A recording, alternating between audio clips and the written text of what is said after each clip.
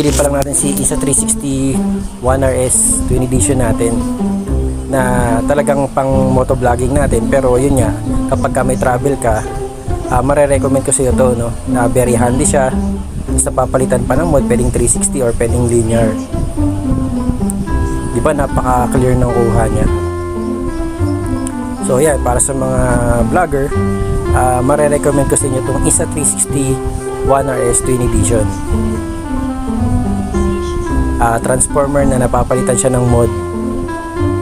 Yan si YP, oh. Oh, parang drone shot, 'di ba? Ganun yung in-offer niya.